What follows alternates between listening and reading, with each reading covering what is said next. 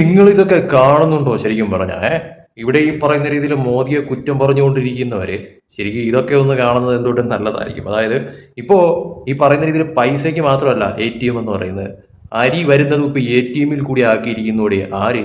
മോദി സർക്കാർ. അതും അവർ ഭരിക്കുന്ന ഛത്തീസ്ഗഡിൽ അത് ഇപ്പോ പ്രവർത്തനം ആരംഭിക്കുന്ന തരത്തിലോട്ട് കാര്യങ്ങൾ മാറിയിരിക്കുന്നു. അതായത് ഇനി അരി വാങ്ങാം 24 മണിക്കൂറും ATM സിമ്പിളായി. അന്നപൂർത്തി ഗ്രെയിൻ ATM BJP ഭരിക്കുന്ന ഛത്തീസ്ഗഡിൽ പ്രവർത്തനം ആരംഭിച്ചു.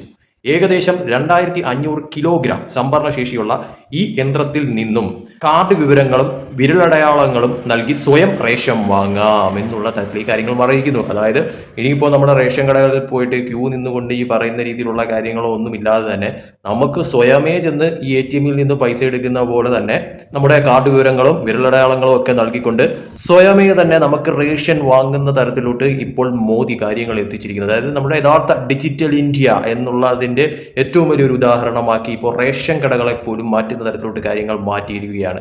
അത് പൊളി തന്നെയാണ്, പറയാതിരിക്കാൻ പറ്റുന്നില്ല. കാരണം നല്ലത് കണ്ടു കഴിഞ്ഞാൽ നല്ലത് തന്നെ പറയണം. കാരണം കുരു പൊട്ടിച്ചിട്ടൊന്നും ഒരു കാര്യമില്ല.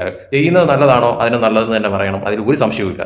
കാരണം ഇവിടെ പ്രതിപക്ഷം അടക്കം ഈ പറയുന്ന രീതി കോൺഗ്രസ് രാഹുൽ ഗാന്ധി അടക്കം മോദി എന്തോ അത്, മോദി എന്തോ ഇത്, BJP എന്തോ ഇത്, മറ്റത് മറിച്ചത് എന്നൊക്കെ പറഞ്ഞ് നടക്കുമ്പോഴും ഇതുപോലുള്ള കാര്യങ്ങളൊക്കെ തന്നെ നമ്മളെ ഇന്ത്യയെ മാറ്റിമറിക്കുന്ന തരത്തിലേക്ക്, അതായത് അത്യാധുനിക സൗകര്യങ്ങളോട് കൂടി തന്നെ ഉള്ള ഒരു ഡിജിറ്റൽ ഇന്ത്യ എന്നുള്ള ആ ഒരു ഇത് ഇന്ത്യയിൽ ഉടനീളം സംഭവിച്ചുകൊണ്ടിരിക്കുന്ന ഈ മാറ്റങ്ങളൊക്കെ തന്നെ കാണുന്നത് നല്ലതായിരിക്കും. പക്ഷെ ഇതൊന്നും തന്നെ നമ്മൾ അംഗീകരിച്ച് തരത്തില്ല. മോദി ഇനി എന്തൊക്കെ ചെയ്താലും നമ്മളിതൊന്നും അംഗീകരിച്ച് തരത്തില്ല കേട്ടോ. നമുക്കിതൊന്നും കണ്ണിപ്പിടിക്കത്തില്ല, നമുക്കിതൊന്നും ദഹിക്കത്തില്ല. ഇവിടെ ആദ്യം ഈ പറയുന്ന രീതിയിൽ ഈ GPay മറ്റു കാര്യങ്ങളും ഒക്കെ തന്നെ വരുന്ന ആ ഒരു ടൈം നരേന്ദ്രമോദി വന്നതിന് ശേഷമാണല്ലോ ക്യാഷ് ഡീലിങ്സും കാര്യങ്ങളും ഒക്കെ തന്നെ മാറ്റിമറിക്കുന്ന തരത്തിലോട്ട് കാര്യങ്ങൾ എത്തിച്ചതെന്ന് പറയും. ഇപ്പോൾ ഒരു ഫോൺ ഉണ്ടെങ്കിൽ ഏത് തരത്തിലും ഏത് രീതിയിലും നമുക്ക് ക്യാഷ് ട്രാൻസ്ഫർ ചെയ്യുന്ന തരത്തിലോട്ട് കാര്യങ്ങൾ മാറിക്കഴിഞ്ഞു. ഒരു പെട്ടിക്കടയിൽ പോലും ഇപ്പോൾ ആ ഒരു തരത്തിലോട്ടുള്ള കാര്യങ്ങളാക്കി മാറ്റിക്കഴിഞ്ഞു. ഇത് വന്ന സമയത്ത് എന്തൊക്കെയായിരുന്നു, അയ്യോ ഇവിടെ ഇതൊക്കെ ആരുപയോഗിക്കാൻ, ഇവിടെ ഇതൊന്നും തന്നെ ക്ലച്ച് പിടിക്കാൻ പോകുന്നില്ല എന്നൊക്കെയായിരുന്നു. ഇപ്പൊ എന്താണ് അവസ്ഥ? പെട്ടിക്കടകളിൽ പോലും ഇപ്പോൾ കാശ് കൊടുത്ത് സാധനം വാങ്ങേണ്ടി വരുന്ന അവസ്ഥയിലോട്ട് കാര്യങ്ങൾ മാറുന്നില്ല. ഫോൺ കയ്യിലുണ്ടെങ്കിൽ ഡിജിറ്റലി നമുക്ക് ട്രാൻസ്ഫർ ചെയ്യുന്ന തരത്തിലോട്ട് കാര്യങ്ങൾ എത്തിച്ചിരിക്കുന്നു. ആരാണ്? നരേന്ദ്രമോദി തന്നെയാണ്. അപ്പോൾ കുറ്റം പറയുന്നവരൊക്കെ തന്നെ ശരിക്കും പറഞ്ഞാൽ 2014 മുന്നേ നമ്മുടെ ഇന്ത്യയിൽ എന്തൊക്കെയായിരുന്നു ഉണ്ടായിരുന്നത്, 2014 ശേഷം ഈ ഒരു 10-12 കൊല്ലം കൊണ്ട് ഇന്ത്യയിൽ എന്തൊക്കെയാണ് സംഭവിച്ച മാറ്റങ്ങൾ, ഏതൊക്കെ തരത്തിൽ ഇന്ത്യ ഡെവലപ്ഡ് ആയി എന്നൊക്കെ ശരിക്കും പറഞ്ഞാൽ ഒന്ന് ചിന്തിക്കുന്നത് എന്തുകൊണ്ടും നല്ലതായിരിക്കും. കുറ്റം പറയുന്നവരായാൽ പോലും യാഥാർത്ഥ്യങ്ങൾ അംഗീകരിക്കാനായിട്ട് പഠിക്കുക.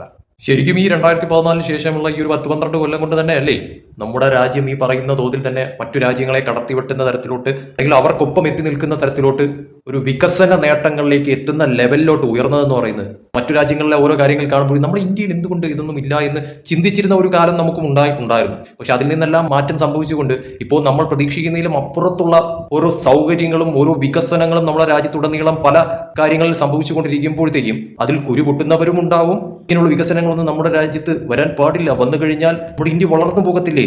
നമുക്ക് 2014 മുമ്പേ ഉള്ള ആ ഒരു കാലഘട്ടം മതി, നമ്മൾ അങ്ങനെ തന്നെ ഇരുന്നാൽ മതി എന്ന് ചിന്തിക്കുന്നവരാണെങ്കിൽ അവരോടൊന്നും തന്നെ ഒന്നും പറഞ്ഞിട്ട് യാതൊരു കാര്യവുമില്ല.